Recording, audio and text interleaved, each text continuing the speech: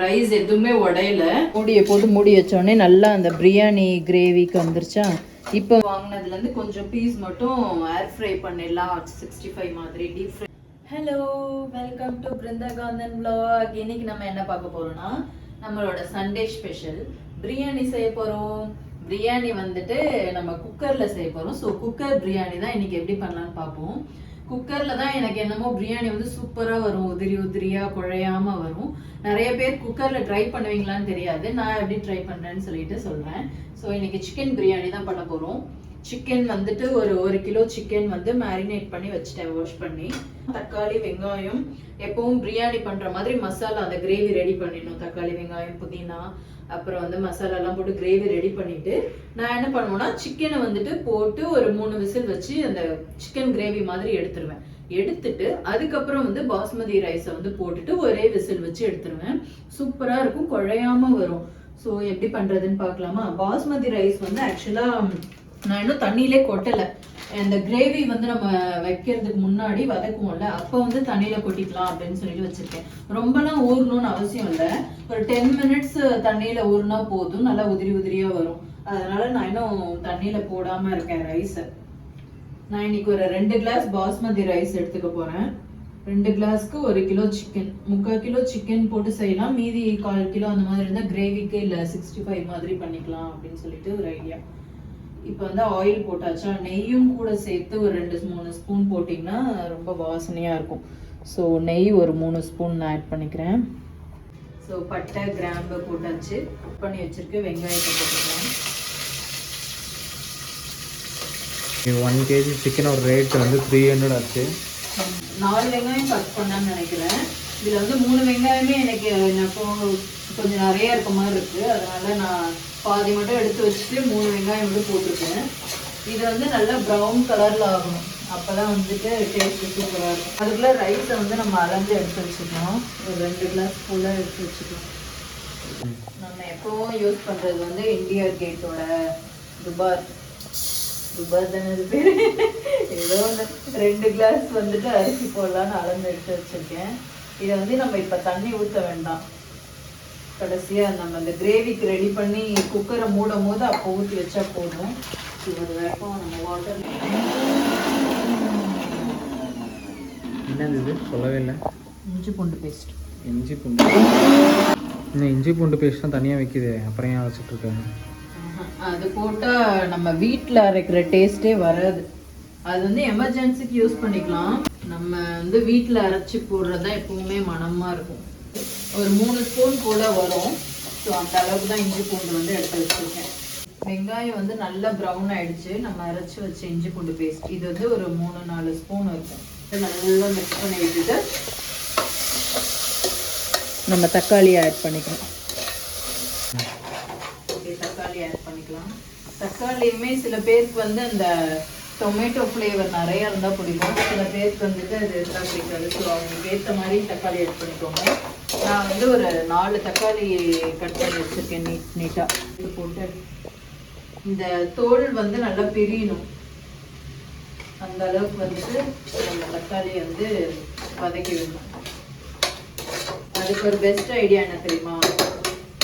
இந்த மூடி இருக்குல்ல, குக்கர் மூடி, அதை வந்து அழகாக அதை மேலே வந்து ஒரு 2 நிமிஷம் வச்சிங்கன்னா அந்த ஆவிலே வந்துட்டு தோல் வந்து சூப்பராக பிரிஞ்சு வந்துடும். இப்போ நல்லா குழஞ்சிருச்சு. நம்ம அந்த குக்கர் மூடியை போட்டு மூடி வச்சோடனே நல்லா அந்த பிரியாணி கிரேவிக்கு வந்துருச்சா. இப்போ வந்துட்டு நம்மக்கிட்ட இருக்க மசாலா எல்லாத்தையும் ஆட் பண்ணணும். என்னென்னா பிரியாணி மசாலா 1 ஸ்பூன், கரம் மசாலா, அப்புறம் இந்த பிரியாணி கலருக்காக நான் வந்து வெறும் சில்லி, பிளைன் சில்லி ஆட் பண்ணியிருக்கேன், காஷ்மீரி சில்லி. அப்புறம் வந்து நம்ம குழம்பு மிளகாத்தூள் 1 ஸ்பூன், மஞ்சள் பொடி, இதெல்லாம் போட்டுக்கணும். மசாலா நிறைய பிடிக்கும்னு சொல்கிறவங்க கொஞ்சம் அவங்க டேஸ்ட்டுக்கு ஏற்ற மாதிரி இந்த கிரேவியை கொஞ்சம் சாப்பிட்டு டேஸ்ட் பண்ணி பார்த்துட்டு ஆட் பண்ணிக்கோங்க. நான் எல்லாத்துலேயும் ஆஃப் ஸ்பூன் போட்டிருக்கேன், அவ்வளோதான். இப்போ வந்து இதில் வந்து சிக்கன் ஆட் பண்ணிடலாம்.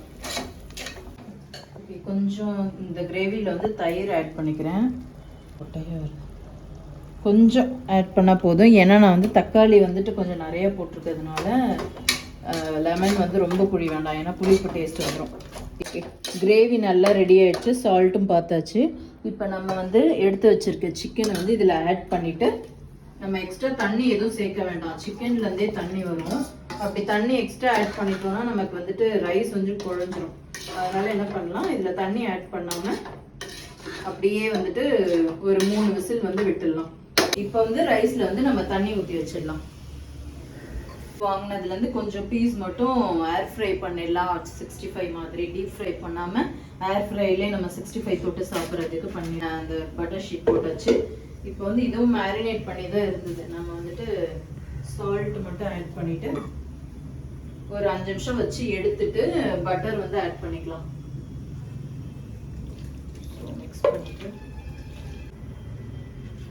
இதில் வச்சுக்கலாம்.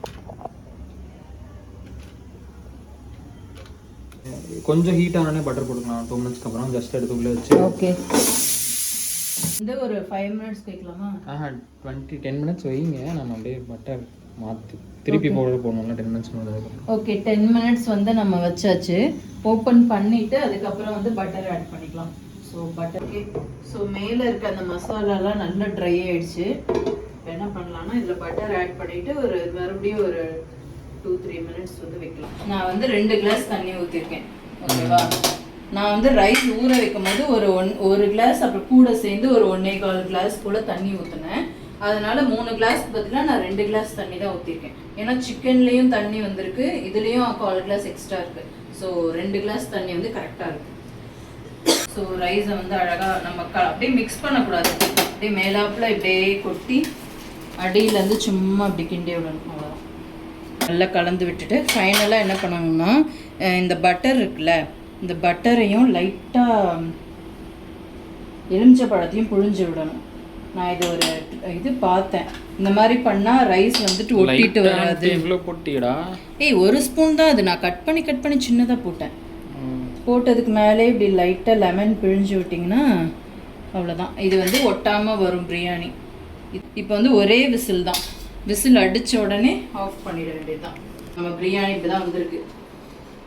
ரைஸ் எதுவுமே உடையில. இது அப்படியே நான் ஸ்டீம்லேருந்து இறக்குனதுனால உங்களுக்கு வந்து இன்னும் கொஞ்சம் குழஞ்ச மாதிரி இருக்கா. இன்னும் கொஞ்ச நேரம் நம்ம அப்படியே ஓப்பன் பண்ணி வச்சோம்னா கரெக்டான கன்சிஸ்டன்சி வந்துடும். இதுதான் நம்ம வீட்டு ஸ்டைல் குக்கர். நெக்ஸ்ட்டு 65 ஏர் ஃப்ரையரில் பண்ணி எடுத்தாச்சு. செம்ம டேஸ்ட்டாக இருக்குது, ஜூஸியாக இருக்குது, அப்படியே திக்காகாமல்.